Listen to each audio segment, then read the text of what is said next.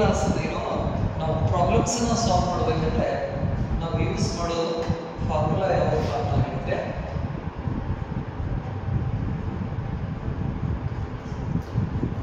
ಏನೋ I C. ಈ problems ಕೊಟ್ಟರೆ ಯಾರು ನೋಡ್ತಾರೆ? ಹೌದಿಲ್ಲ, ಯಾರಾದ್ರೂ ಯಾರು ನೋಡ್ತಾರೆ ಅವ್ರ ಪ್ರಾಬ್ಲಮ್ಸ್ ಕೊಟ್ಟರೆ? ಇಲ್ಲ. ಸೊ ಹಾಗಾದ್ರೆ ಯಾವುದೇ ಪ್ರಾಬ್ಲಮ್ನ ನಾವು ಸಾಲ್ವ್ ಮಾಡಬೇಕಂದ್ರೆ ಈ ಫಾರ್ಮುಲಾ ಯೂಸ್ ಮಾಡ್ತೀವಿ. ಯಾವ formula? I C formula. So ಹಾಗಾದ್ರೆ I stands for identification.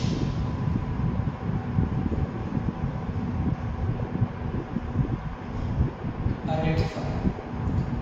S stands for select. E stands for execute, and another E stands for evaluate. So ಅಂದ್ರೆ ಪ್ರಾಬ್ಲಮ್ ನಾವು ಗೋಲ್ ಆಗಿ ನೋಡಿರೋದು ಅಂತ ಹೇಳಿದ್ರೆ ಪ್ರಾಬ್ಲಮ್ ಆಗಿ ಕಾಣಿಸ್ತದೆ ನಿಮ್ಮಲ್ಲಿ. ಆ ಪ್ರಾಬ್ಲಮ್ ನ ಸಾಲ್ವ್ ಮಾಡಬೇಕಂದ್ರೆ ನಾವೇನ್ ಮಾಡ್ತೀವಿ? ಡಿವೈಡ್ ಮಾಡ್ಕೋತಾ ಹೋಗ್ತೀವಿ. ಯಾವಾಗ ಇದು ಬೇಸಿಕ್ ಮೆಥಡ್ ಇದು. ಯಾವುದೇ ಪ್ರಾಬ್ಲಮ್ ಸಾಲ್ವ್ ಮಾಡಬೇಕಂದ್ರೆ ನಾವು ಕಂಪ್ಲೀಟ್ ಆಗಿ ನೋಡ್ಕೊಂತ ಹೋಗಿ ಗೋಲ್ ಆಗಿ ನೋಡ್ಕೊಂತ ಹೋದ್ರೆ ನಮ್ಗೆ ದೊಡ್ಡ ಹೆವಿ ಅನಿಸ್ತದೆ ಪ್ರಾಬ್ಲಮ್. ಸೊ ಅದನ್ನ ಏನು ಮಾಡ್ಬೇಕು? ನಾವು ಡಿವೈಡ್ ಮಾಡ್ಕೊಂತ ಹೋಗ್ತೀವಿ. ಸೊ 4 ಸ್ಟೆಪ್ ನಾವು ಏನು ಮಾಡ್ತೀವಿ? ಡಿವೈಡ್ ಮಾಡ್ತೀವಿ. ಒಂದು ಫಸ್ಟ್ ಅದು ಐಡೆಂಟಿಫಿಕೇಶನ್ ಅಥವಾ ಐಡೆಂಟಿಫೈ ಅಂತ ಕರೀತೀವಿ. ಕೊಟ್ಟಿದ್ದ ಕ್ವಶನ್ಸ್ ತಗೊಂಡ್ರೆ ಏನೇನು ಡಾಟಾಸ್ ಕೊಡ್ತಾರ? ಫಸ್ಟ್ ಕ್ವಶನ್ಸ್ ಏನು ಕೊಟ್ಟಿರ್ತಾರಲ್ಲ, ಕ್ವಶನ್ಸ್ ತಗೊಂಡ್ರೆ ಡಾಟಾಸ್ ಏನು ಕೊಡ್ತಾರ ಅದನ್ನ ನೋಡ್ಬೇಕಾ ನೆನಪಲ್ಲಿ. ನೆಕ್ಸ್ಟ್ ಆ ಡಾಟಾಸ್ ಯೂನಿಟ್ಸ್ ಚೆಕ್ ಮಾಡಿ. ನಮ್ಮ ಕಡೆ 3 ಯೂನಿಟ್ಸ್ ಇದಾವೆ: CGS, FES, MKS. ಕ್ಯಾಲ್ಕುಲೇಷನ್ ಮಾಡಬೇಕಂದ್ರೆ ಯಾವಾಗಲೂ ಕೊಟ್ಟಂತಹ ಕ್ವಾಂಟಿಟೀಸ್ ಯೂನಿಟ್ಸ್ ಒಂದೇ ಸಿಸ್ಟಮ್ದಲ್ಲಿ ಇರಬೇಕು. ಇದ್ರ CGS ಸಿಸ್ಟಮ್ದಾಗ ಇರಬೇಕು, MKS ಸಿಸ್ಟಮ್ ಅಥವಾ FES ಸಿಸ್ಟಮ್. FES ಸಿಸ್ಟಮ್ ಅಂದ್ರೆ ಭಾಳ ಕೂಡ ಹೇಳ್ಬಿಟ್ರೆ CGS ಅಥವಾ SI ಸಿಸ್ಟಮ್ದಲ್ಲಿ ಇರೋ ಥರ ಮಾಡ್ಕೊತೀವಿ. ಸೊ ಅಂದರೆ ಮಾಸ್ನ ಕೆಜಿ ಒಳಗಡೆ ಇರಬೇಕು, ಮಾಸ್ ಲೆಂತ್ ಮೀಟರ್ದಾಗ ಇರಬೇಕು, ಟೈಮ್ ಸೆಕೆಂಡ್ಸ್ನಾಗ ಇರಬೇಕು. ಹೌದಾ? ಸರಿ. ಸೊ ಹಾಗಾದ್ರೆ ಐಡೆಂಟಿಫಿಕೇಶನ್ಸ್ ಆದ್ಮೇಲೆ ನಾವೇನ್ ಮಾಡ್ಕೋತೀವಿ? ಸೆಟ್ ಮಾಡ್ಕೋತೀವಿ. ಒಂದ ಯೂನಿಟ್ದಾಗ ಇದಾಗಿರೋ ಅದಕ್ಕೆ ಬೇಕಾಗಿದ್ದ ಫಾರ್ಮುಲಾ ನಿಮಗೆ ಏನೇನು ಕ್ವಾಂಟಿಟೀಸ್ ಇದಾವೆ ಆ ಕ್ವಾಂಟಿಟೀಸ್ನಿಂದ ನಮಗೆ ಏನು ಹೇಳಾರ ಅನ್ನೋದನ್ನ ಸೆಟ್ ಮಾಡಿಕೊಂಡು ಇಕ್ವೇಷನ್ಸ್ ಎಲ್ಲ ಬರ್ಕೋತೀವಿ. ಇಕ್ವೇಷನ್ಸ್ನ ಬರೆದ ಮೇಲೆ ಎಕ್ಸಿಕ್ಯೂಷನ್, ಅದರೊಳಗಡೆ ವ್ಯಾಲ್ಯೂಸ್ನ ಸಬ್ಸ್ಟಿಟ್ಯೂಟ್ ಮಾಡಿ ಕ್ಯಾಲ್ಕುಲೇಷನ್ಸ್ ಮಾಡ್ತಾ ಹೋಗ್ತೀವಿ.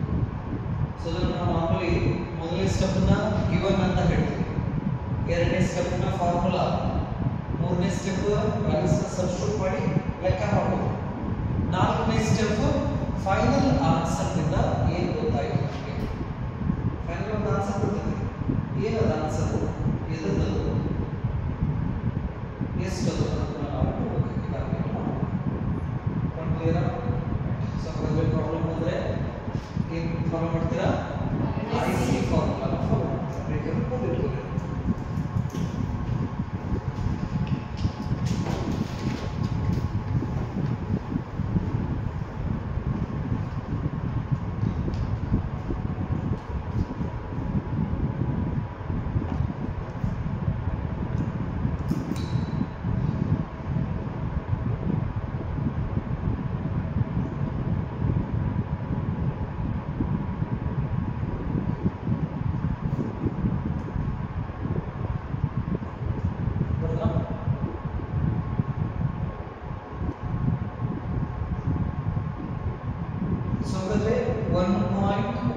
Question number exercise 1.1 fill the blanks. ಅದರಲ್ಲಿ A question, the value of a cube of a side 1 centimeter is equal to dash meter cube ಅಂತ ಕೇಳಿದ್ದಾರೆ. ಸೊ 1 centimeter ಏನಿತ್ತು ಸೈಡ್ ಎಂದು ಒಂದು ವ್ಯಾಲ್ಯೂ ತಗೊಂಡಿದ್ದಾರೆ.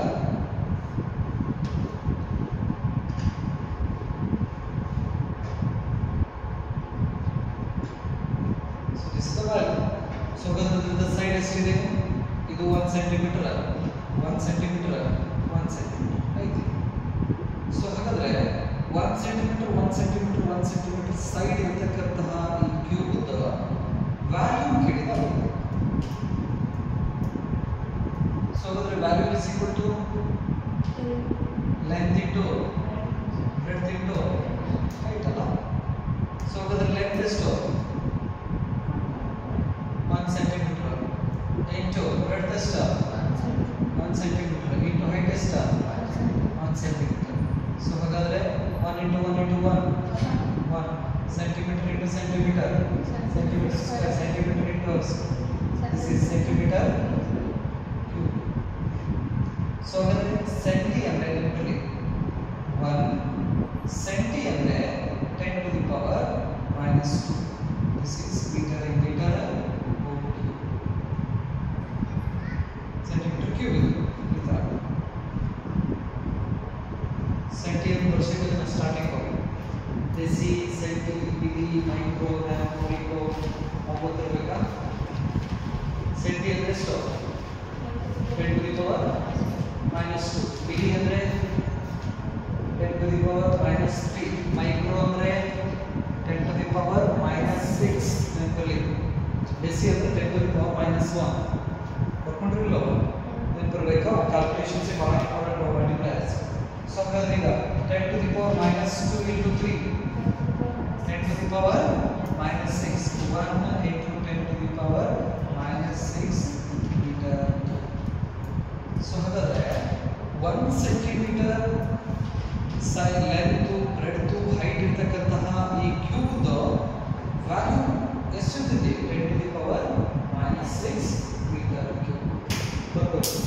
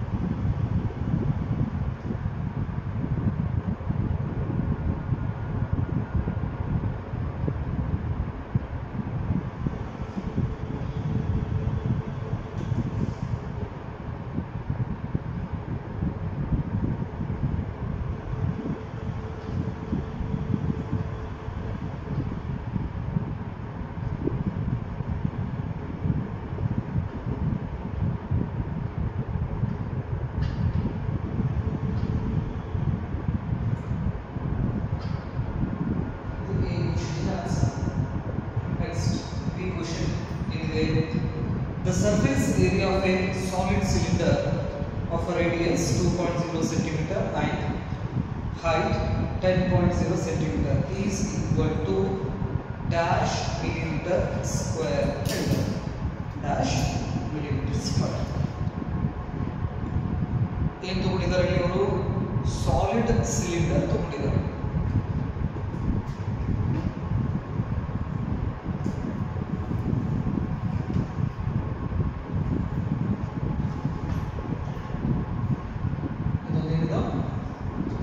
solid cylinder. Solid cylinder. So ಹಾಗಾದ್ರೆ ಇದರ height ಎಷ್ಟಿದೆ? h is the height and its radius is radius r ಕೊಟ್ಟರು ಹೌದಾ. ಸೊ ಅದರ height ಎಷ್ಟು ಕೊಟ್ಟಿದ್ದಾರೆ ಅವರು value? height is 10 cm, h equal to 10.0 cm and r is equal to 1.0 cm.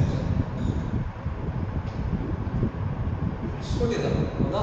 So ಅದಕ್ಕೆ ಏನು ಕೇಳಿದ್ದಾರೆ ಅವರು? the surface area of solid cylinder ಅಂತ ಹೇಳಿದ್ದಾರೆ.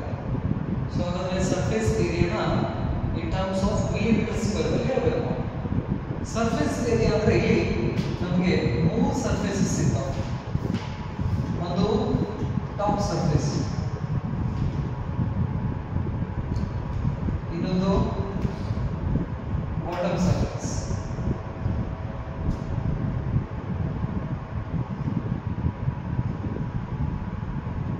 ಇನ್ನೊಂದು ಕರ್ವ್ಡ್ ಸರ್ಫೇಸ್.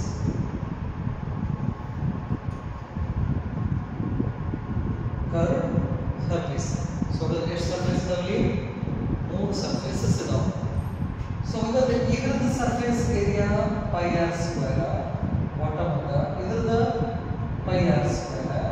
ಇನ್ನು ಕರ್ವ್ಡ್ ಸರ್ಫೇಸ್ ಇದೆಯಲ್ಲ ಈ curved surface area 2 pi r into h. ಸಿಲಿಂಡರ್ದ ಸರ್ಫೇಸಸ್ ಏರಿಯಾ ಸಾರಿ ನೆನಪಿರಲಿ, ಮುಂದೆ ಸೆಕೆಂಡ್ ಇಯರ್ದಲ್ಲೂ ಕೂಡ ಯೂಸ್ ಮಾಡ್ಕೋತೇವೆ ನಾವು ಅದನ್ನ ಇನ್ಫಾರ್ಮೇಷನ್ಸ್ ತಿಳಿದಿದೆ. ಹಾಗಾದ್ರೆ total area of solid cylinder, area of solid cylinder is equal to, so ಹಾಗಾದ್ರೆ ಏರಿಯಾ ನಾವು ಏನು ಮಾಡ್ತೀವಿ ಆಡ್ ಮಾಡ್ಕೊಂತ ಹೋಗ್ತೀವಿ. Area of top surface plus area of bottom surface plus area of curved surface.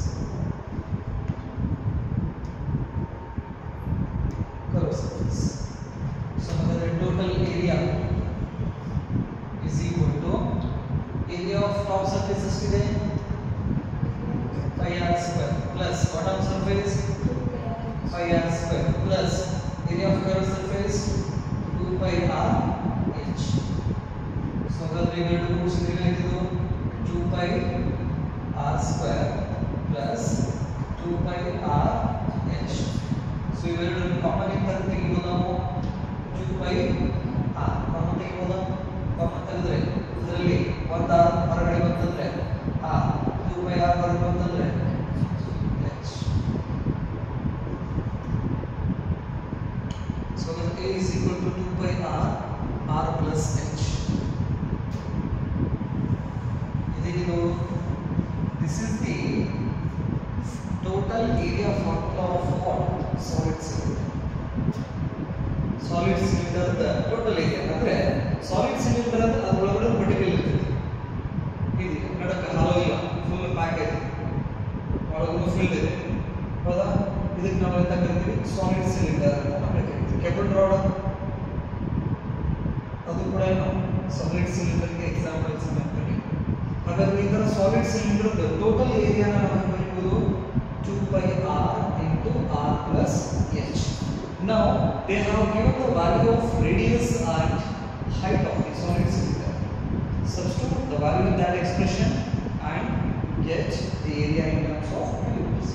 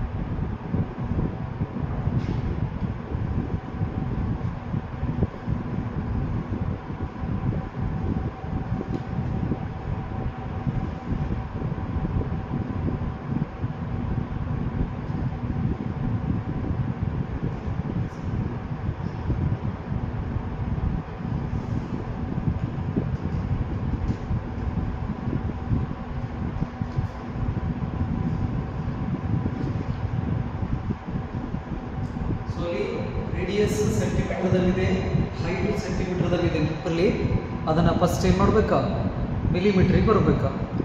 ಈಗ ರೇಡಿಯಸ್ 2 ಸೆಂಟಿಮೀಟರ್ ಇದೆ. 2 centimetre ಅಂದರೆ ಮಿಲಿಮೀಟರ್ದಲ್ಲಿ ಹೆಂಗೆ ಬರಿಬೋದು, ಅದನ್ನು 20 ಮಿಲಿಮೀಟರ್ ಅನ್ಬೋದಾ.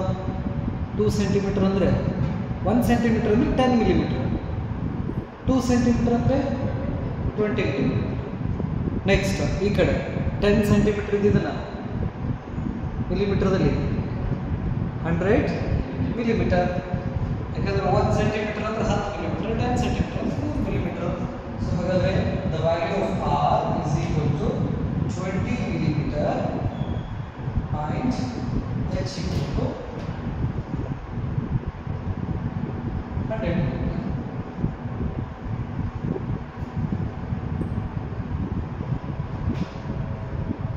ಝೀರೋ ಟು 1 ಸೆಂಟಿಮೀಟರ್ ಒಳಗಡೆ ಎಷ್ಟು ಮಿಲಿಮೀಟರ್ ಇರ್ತಾವೆ?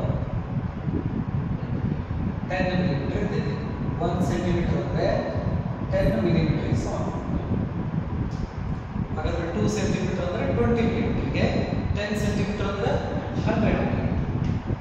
ಸೊ ಇವಾಗ ವ್ಯಾಲ್ಯೂಸ್ ಎಲ್ಲ ಸಬ್ಸ್ಟಿಟ್ಯೂಟ್ ಮಾಡ್ಕೊತಾ ಹೋಗ್ರಿ. ಆಯ್ತು, the value of pi is 22/7 that is equal to 3.14. ಅದು ಫಿಕ್ಸ್ ಇಟ್ಕೊಂಡ್ಬಿಡ್ರಿ. ನಾವೀಗ 22/7 ಅಂತ ಯೂಸ್ ಮಾಡ್ತಿದ್ವಿ ಹಿಂದೆ, ಬಟ್ ಇನ್ನು ಮುಂದೆ ನಾವು ಏನು ಮಾಡ್ಬಿಡ್ತೀವಿ 3.142 ಅಂತ ಯೂಸ್ ಮಾಡ್ಕೊತೀವಿ, 3.14 ಯೂಸ್ ಮಾಡ್ಕೊತೀವಿ ವ್ಯಾಲ್ಯೂ.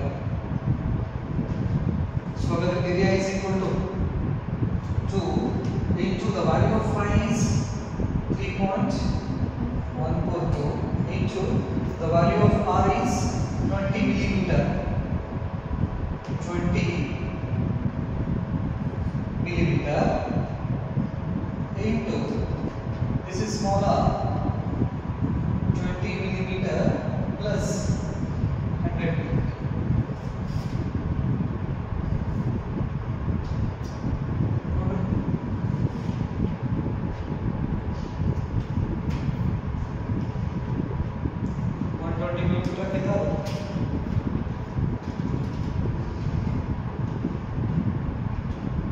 This is 6.284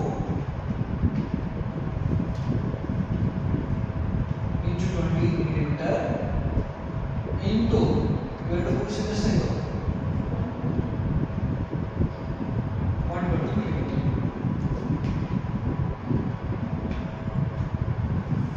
ಇವಾಗ ಮಲ್ಟಿಪ್ಲೈ ಮಾಡೋಣ. 6.284 into 20 into 120.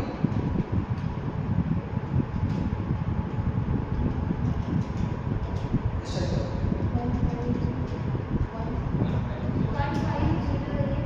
1508 millimeter.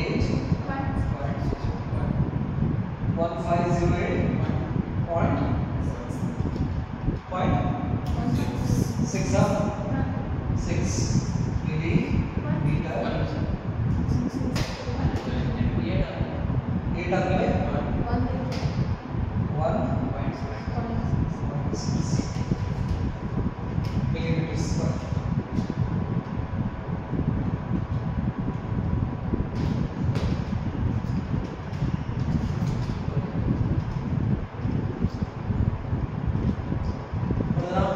ಸೊ ಹಾಗಾದ್ರೆ ಇದನ್ನ ಹಿಂಗೂ ಕೂಡ ನಾನು ಹೇಳ್ತೀನಿ.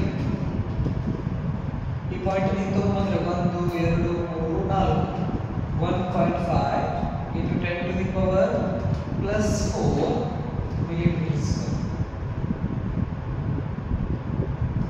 1.5 into 10 to the power plus 4 millimeter square.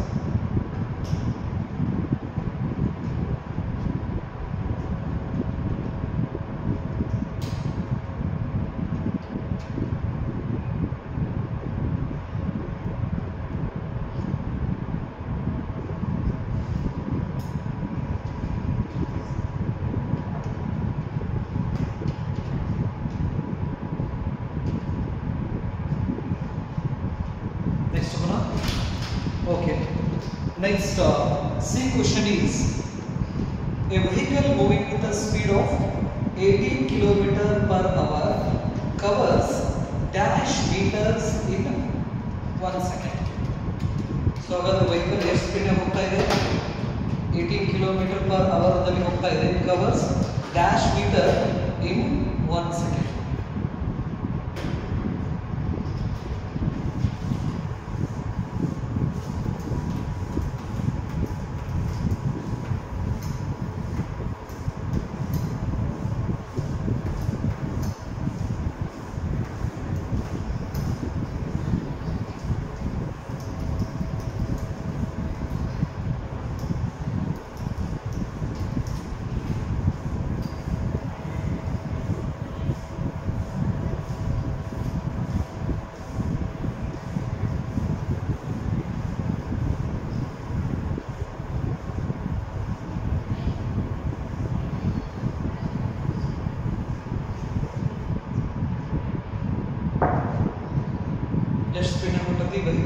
with a speed of 18 kilometer per hour.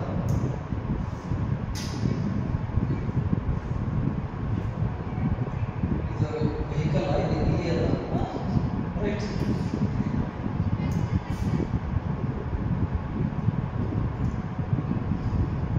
So the next speed is 18 kilometer per hour speed. Covers dash meters in 1 second. 1 second time ಎಷ್ಟು metre dash metres cover ಮಾಡಿದೆ ಅಂತ ಹೇಳ್ತಾರೆ. So ಹಾಗಾದ್ರೆ distance ಇಲ್ಲಿಂದ metre ಅಂದ್ರೆ ಇದನ್ನ calculate ಮಾಡ್ಬೇಕು ನಾವು. ಡಿಸ್ಟೆನ್ಸ್ ಕ್ಯಾಲ್ಕುಲೇಟ್ ಮಾಡೋಣ. 1 ಸೆಕೆಂಡ್ದಲ್ಲಿ ಎಷ್ಟು ಡಿಸ್ಟೆನ್ಸ್ ಹೋಗಲ್ಲ ಗಾಡಿ ಅಂತ. ಎಷ್ಟು ಕಿಲೋಮೀಟರ್ ಆಗುತ್ತೆ? 18 ಕಿಲೋಮೀಟರ್ ಪರ್ ಅವರ್ ಆಗಿದೆ. ಹೌದಾ? 1 ಸೆಕೆಂಡ್ಗೆ ಎಷ್ಟು ಮೀಟರ್ ಮೀಟರ್ಗೆ? ಹಾಗಾದ್ರೆ ಅವ್ರು ಕೇಳಿರೋದು ಇನ್ ಟರ್ಮ್ಸ್ ಆಫ್ ಮೀಟರ್ದಲ್ಲಿ, ಕಿಲೋಮೀಟರ್ದಾಗ ಅಲ್ಲ. ಹಾಗಾಗಿ ಏನು ಮಾಡ್ಬೇಕು ನಾವು? 80 ಕಿಲೋಮೀಟರ್ ಪರ್ ಅವರ್ ಇದನ್ನ ಮೀಟರ್ಗೆ ನಾವು ಕನ್ವರ್ಟ್ ಮಾಡಬೇಕಾದ್ರೆ 18 ಕಿಲೋಮೀಟರ್ ಡಿವೈಡೆಡ್ ಬೈ ಅವರ್. ಹೌದಾ? ಸೊ ಹಾಗಾದ್ರೆ ಇದನ್ನ ಹೆಂಗೆ ಕನ್ವರ್ಟ್ ಮಾಡ್ತೀವಿ ಅಂದ್ರೆ ಕನ್ವರ್ಷನ್ ಫ್ಯಾಕ್ಟರ್ ಇದೆ ನಮಗೆ 5/18 ಅಂತ ಹೇಳಿ ಕೊಟ್ಟಿದ್ದು. ಅದನ್ನು ಮಾಡಬಹುದು. ಇಲ್ಲ ಆಸ್ ಇಟ್ ಈಸ್ ನೋಡಿ 18 ಇಂಟು ಕಿಲೋ ಅಂದ್ರೆ 10 to the power plus 3 10 to the power plus 3 ಮೀಟರಿಗೆ metre.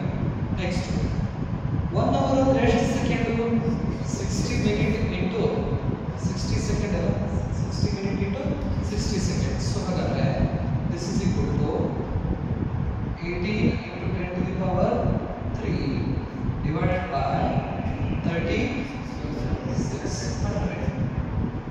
If 3600 is like simple like now, this is 18 into 10 to the power 3 divided by 36 into 10 to the power 2 ಬರೀಬೋದಲ್ಲ?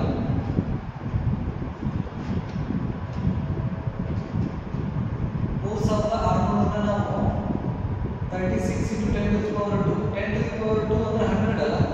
100 into 36 3600. ಹೌದಾ? So ಹಾಗಾದ್ರೆ ಈಗ cancellation ತೆಗೆದುಕೊಂಡ್ರೆ ಇದು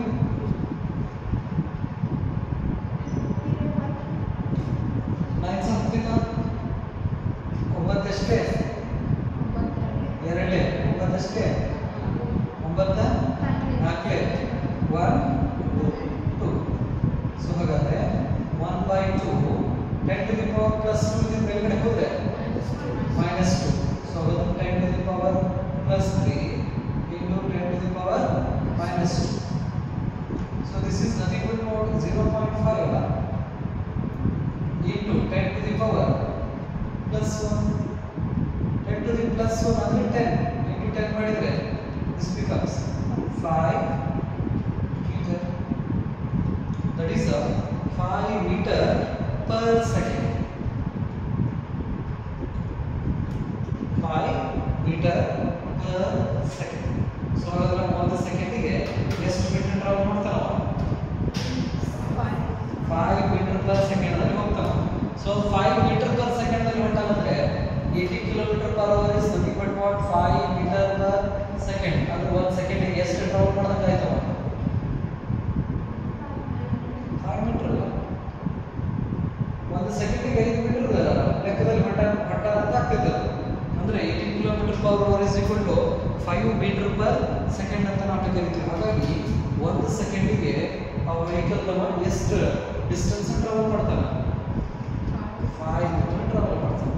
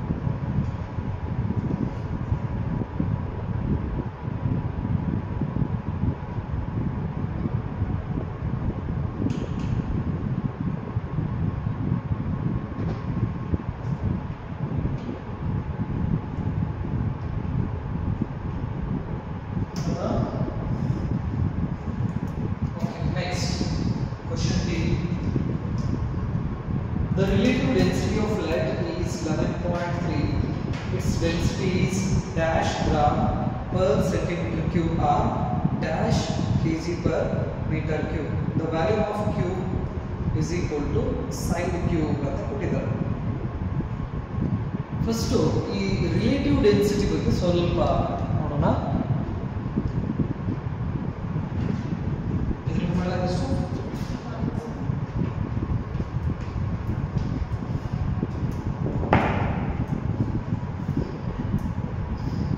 density ಅಂದ್ರೆ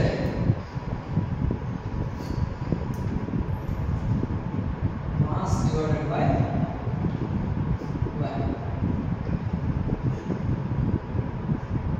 mass divided by ಅದಕ್ಕೆ ನಾವು ಎಂತ ಕರಿತೀವಿ, ಡೆನ್ಸಿಟಿ ಅಂತ ಕರಿತೀವಿ. Density unit KG per metre cube. KG divided by metre cube ಅಲ್ಲ ವ್ಯಾಲ್ಯೂ, ಸೊ ಹಾಗಾಗಿ ಕೆಜಿ ಪರ್ ಮೀಟರ್ ಕ್ಯೂಬ್ ಅಂತ ನಾವು ಕರಿತೀವಿ. ಸರಿ, ಸೊ ಹಾಗಾದ್ರೆ ಡೆನ್ಸಿಟಿ ಆಫ್ ಮಟೀರಿಯಲ್ಸ್ ನಾವು ಏನು ಅಂತ ಹೇಳಿದ್ರೆ ಮೆಷರ್ ಮಾಡಬೇಕಾದ್ರೆ ರಿಲೇಟಿವ್ ಡೆನ್ಸಿಟಿ. ಸೊ ಅಂದ್ರೆ density divided by density of material. Density of material ಯಾವುದು material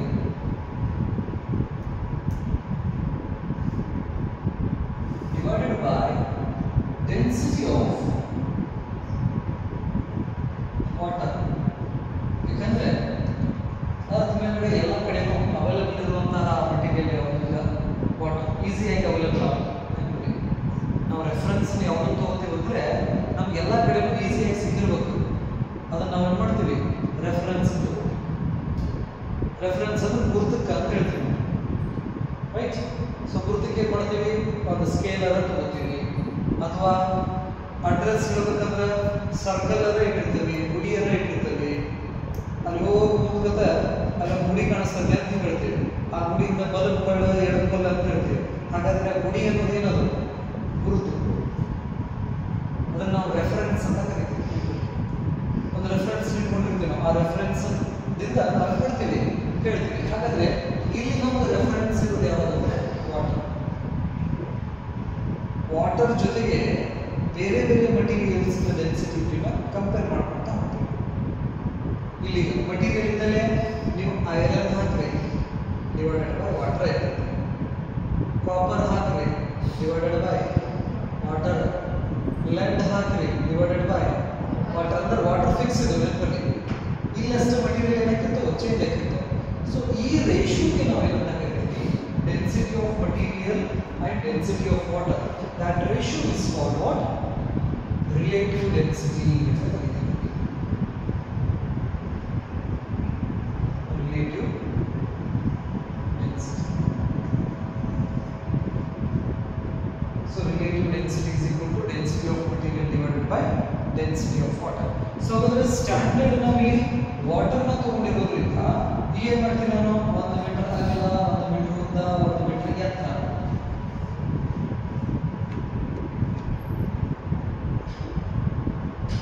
In size of 1 meter length, 1 meter breadth and 1 meter height. ಇಂಥದ್ದು ಬಾಕ್ಸ್ ರೆಡಿ ಮಾಡ್ತೀವಿ. ಬಾಕ್ಸ್ ಅಂತ ರೆಡಿ ಮಾಡಿ ಅಥವಾ ಒಂದು ಕಂಟೈನರ್ ಅನ್ನ ರೆಡಿ ಮಾಡಿ ಅದ್ರ ಒಳಗಡೆ ನಾವೇನು ಮಾಡ್ತೀವಿ, ವಾಟರ್ನ ಫಿಲ್ ಮಾಡ್ತೀವಿ. ಸೊ ವಾಟರ್ ಫಿಲ್ ಮಾಡಿದ್ರೆ ಈ ಕಂಟೈನರ್ ಎಷ್ಟು ವಾಟರ್ನ ಹಿಡಿದಿತ್ತಂದ್ರೆ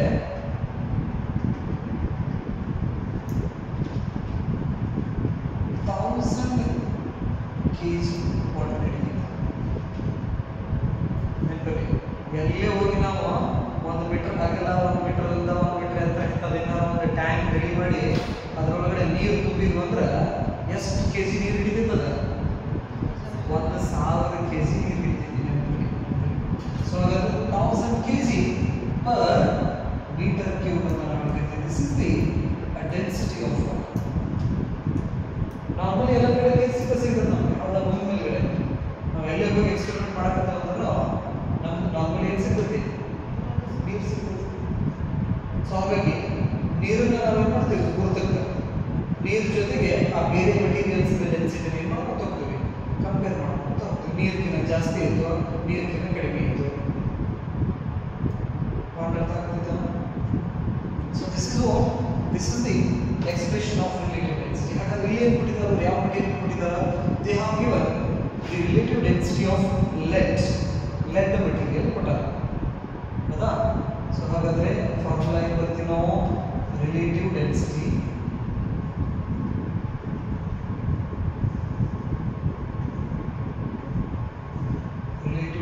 is equal to density of lead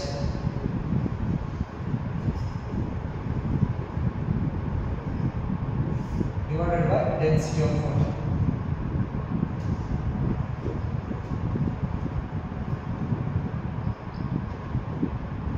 Density of lead divided by density of water.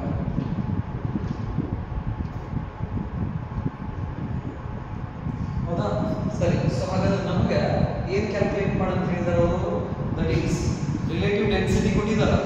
Density is in gram per centimetre cube. ಹಾಗಾದ್ರೆ ಡೆನ್ಸಿಟಿ ನಾವು density of lead is equal to density of lead is equal to relative density into density of water.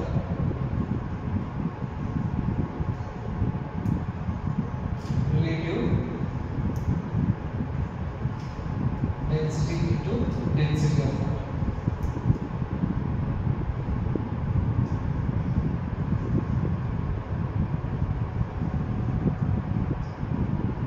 Relative density into density of water. Relative density ಕೊಟ್ಟಿದ್ದಾರೆ ಎಷ್ಟು, 11.3. Next will be density of water ಕೊಟ್ಟಿದ್ದಾರೆ 1000 kg per meter cube. Calculate ಮಾಡಿ density of it.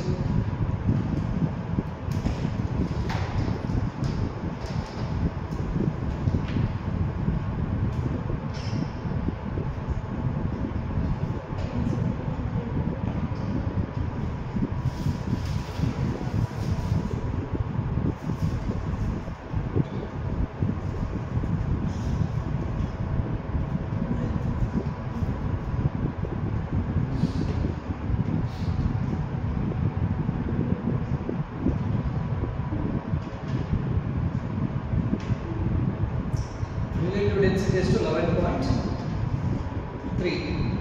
Water the density is to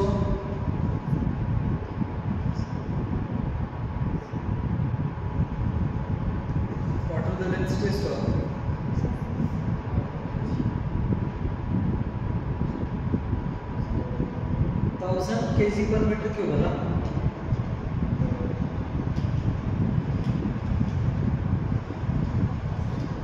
so 1000 ಅವರು ಎದುರುಗಡೆ ಕೇಳಿದವರು gram per centimetre cube ಅಂತ ಕೇಳಿದ್ದಾರೆ, gram per centimetre cube. So ಅದು 1000 kg per meter cube ಅಂದ್ರೆ ಎಷ್ಟಾಗ್ತದೆ ನೋಡ್ರಿ, ಅದು ಗ್ರಾಮ್ ಪರ್ ಸೆಂಟಿಮೀಟರ್ ಕ್ಯೂಬ್ ದಲ್ಲಿ ಅಂದ್ರೆ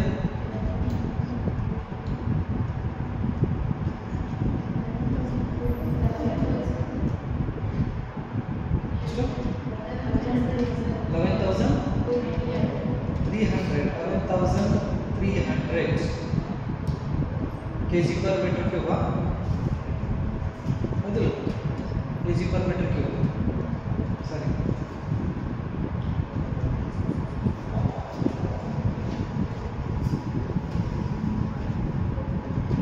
So the relative density is 11.3 into density of water is 1000 kg per meter. So that is equal to this one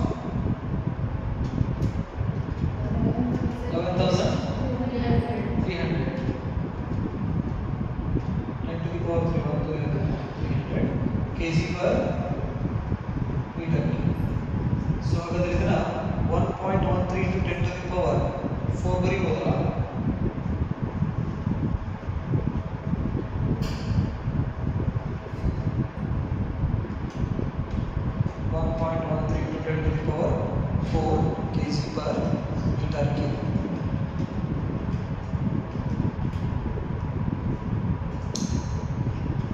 So gram length ಅನ್ನು ಹೇಳಬೇಕಂದ್ರೆ 11.3 gram per centimetres cube. ಇದನ್ನ gram length ಅಲ್ಲಿ ನಾವು ಹೇಳಬೇಕಂದ್ರೆ 11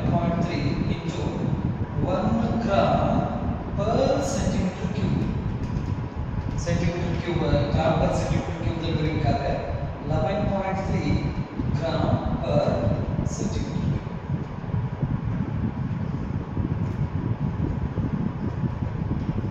gram per centimetre ಕ್ಯೂಬ್ದಲ್ಲಿ ಕೇಳಿರೋರು, ಹಾಗಾಗಿ ಅದನ್ನು ಬರೀರಿ ಕೆಜಿ ಪರ್ ಮೀಟರ್ ಕ್ಯೂಬ್ದಲ್ಲಿ ಯಾವುದನ್ನು ಬರ್ಕೊಳ್ಳಿ. ಹಾಗಾದರೆ ಡೆನ್ಸಿಟಿ ಗ್ರಾಮ್ ಪರ್ ಸೆಂಟಿಮೀಟರ್ ಕ್ಯೂಬ್ನಲ್ಲಿ ಎಷ್ಟು? 11.3. ಕೆಜಿ ಪರ್ ಮೀಟರ್ ಕ್ಯೂಬ್ನಲ್ಲಿ 1.13 × 10⁴ ಕೆಜಿ ಪರ್ ಮೀಟರ್ ಕ್ಯೂಬ್.